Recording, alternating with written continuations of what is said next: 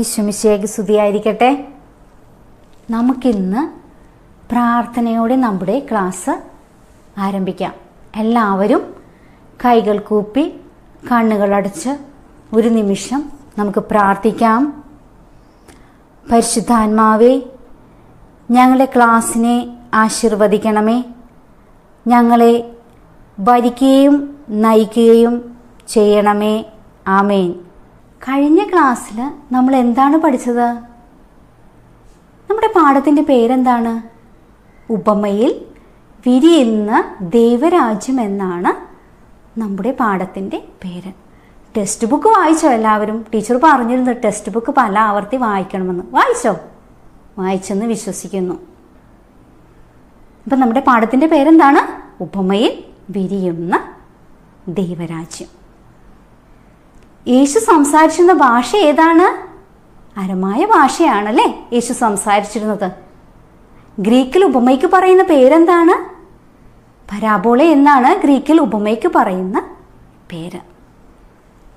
താരതമ്യം എന്താണെന്ന് നമ്മൾ പഠിച്ചു. എന്താണ് താരതമ്യം?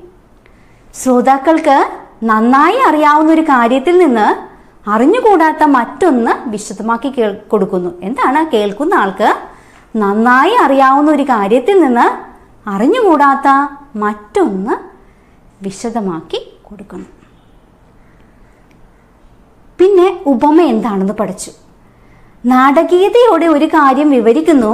വിവരണ വിഷയം സങ്കല്പ സൃഷ്ടിയാണ്. എന്നാൽ അവതരണ ശൈലിയുടെ നാടകീയത കൊണ്ട് വൈകാരികത നിറഞ്ഞു നിൽക്കും. ഉപമയുടെ അവസാനം കേൾക്കുന്ന ആളുടെ മനസ്സിൽ വിധി പ്രസ്താവന നടത്താൻ പ്രേരിപ്പിക്കപ്പെടുന്നു. അടുത്തത് എന്താണ് സാരോപദേശ കഥയെന്ന് പഠിച്ചു. ഇത്തരം കഥകളിൽ ഓരോ കഥാപാത്രത്തിനും ഓരോ ഘടകത്തിനും അർത്ഥമുണ്ടാകും. കഥ പറയുന്ന ആൾ തന്നെ അർത്ഥവും വിവരിച്ചു കൊടുക്കേണ്ടി വരും. സങ്കല്പ്യ കഥയിൽ നിന്ന് യാഥാർത്ഥ്യത്തിലേക്കുള്ള വഴി കഥാകാരൻ തന്നെ വെളിപ്പെടുത്തണം. ഇത്രയും കാര്യങ്ങളാണ് നമ്മൾ കഴിഞ്ഞ ക്ലാസ്സിൽ പഠിച്ചത്. ടീച്ചർ ഒരു പ്രവർത്തനവും കൂടി പറഞ്ഞിരുന്നു. ചെയ്തോ? ഏത് പ്രവർത്തനമാണ് പറഞ്ഞിരുന്നത്? ബൈബിളിൽ നിന്ന് യേശു പറഞ്ഞ ഉപമകൾ കണ്ടെത്തി എഴുതിക്കൊണ്ടുവരാൻ പറഞ്ഞിരുന്നു. എഴുതിയെന്ന് വിശ്വസിക്കുന്നു. ഇന്ന് നമ്മൾ പഠിക്കാൻ പോകുന്നത് ഉപമയുടെ ലക്ഷ്യം എന്താണെന്ന്. എന്താണ് ഉപമയുടെ ലക്ഷ്യം? ദൈവരാജ്യത്തെക്കുറിച്ചുള്ള അറിവ് പണ്ഡിതനും പാമരനും ഒരുപോലെ ലഭിക്കണമെന്ന് യേശുവിന് നിർബന്ധമുണ്ടായിരുന്നു. അപ്പോൾ ദൈവരാജ്യത്തെക്കുറിച്ചുള്ള അറിവുള്ളവനും ഇല്ലാത്തവനും ഒരുപോലെ ലഭിക്കണമെന്ന് യേശുവിന് നിർബന്ധം ഉണ്ടായിരുന്നു. അതിനു പുറമെ കേൾവിക്കാരുടെ ഹൃദയത്തിൻ്റെ ആധിക്യം തുറന്നു കാട്ടാനും ദൈവരാജ്യാനുഭവത്തിലേക്ക് നയിക്കാനും ഉദ്ദേശമുള്ളവയാണ് യേശു പറഞ്ഞ ഉപമകൾ.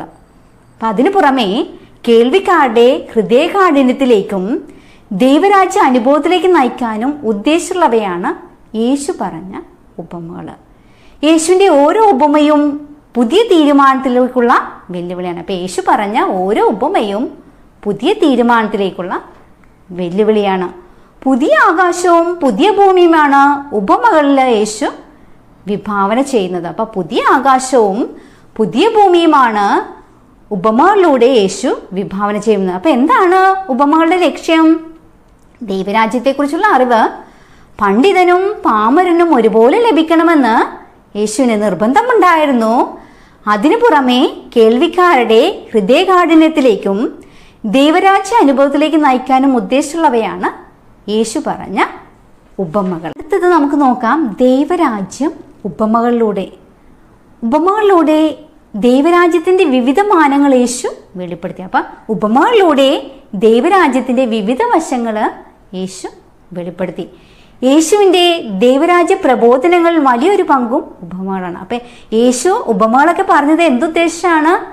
ദൈവരാജ്യത്തെ ഉദ്ദേശിച്ചാണ് യേശു ഉപമകൾ പറഞ്ഞത്.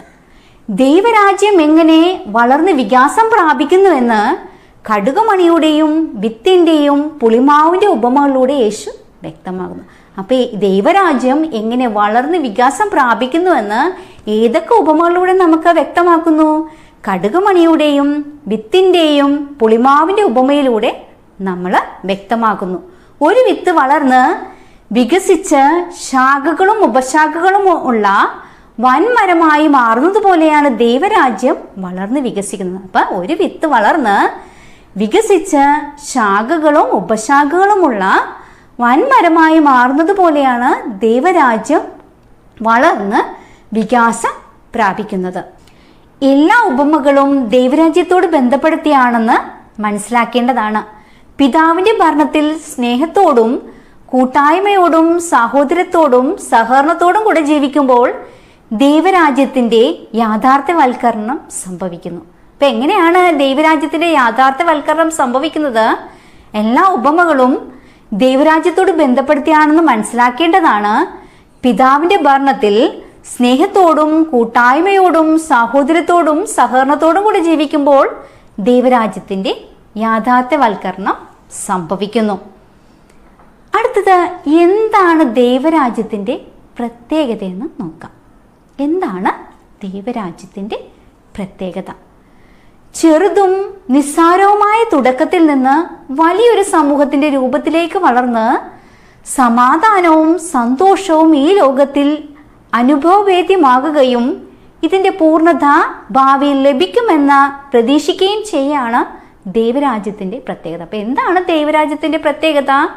ചെറുതും നിസ്സാരവുമായ തുടക്കത്തിൽ നിന്ന് വലിയൊരു സമൂഹത്തിൻ്റെ രൂപത്തിലേക്ക് വളർന്ന് സമാധാനവും സന്തോഷവും ഈ ലോകത്തിൽ അനുഭവവേദ്യമാക്കുകയും ഇതിൻ്റെ പൂർണ്ണത ഭാവിയിൽ ലഭിക്കുമെന്ന് പ്രതീക്ഷിക്കുകയും ചെയ്യുകയാണ് ദൈവരാജ്യത്തിൻ്റെ പ്രത്യേകത. ഇന്ന് നമ്മൾ എന്തെല്ലാം പഠിച്ചു? ഉപമകളുടെ ലക്ഷ്യം എന്താണെന്ന് പഠിച്ചു.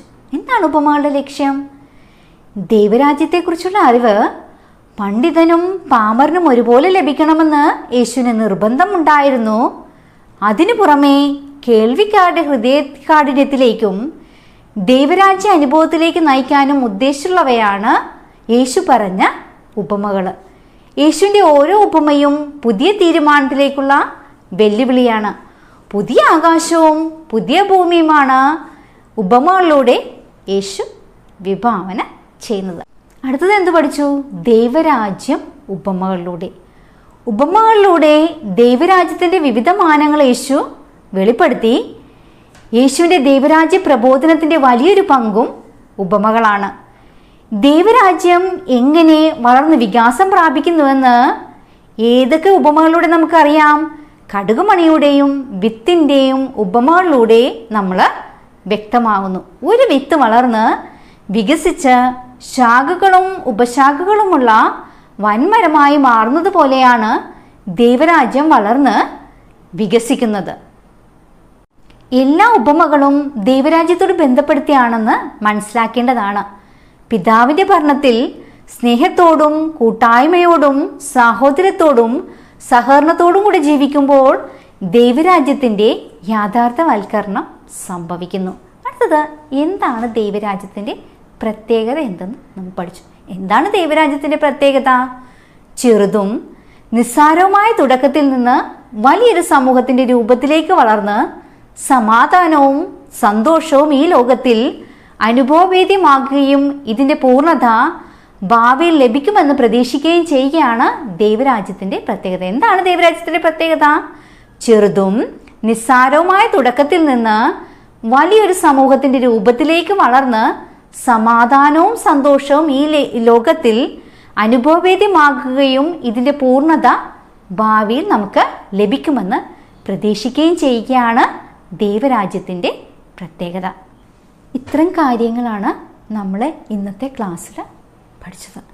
എല്ലാവരും നോട്ട്ബുക്കിൽ ടീച്ചർ പറഞ്ഞ ഇത്രയും കാര്യങ്ങൾ കുറിച്ച് വയ്ക്കണം.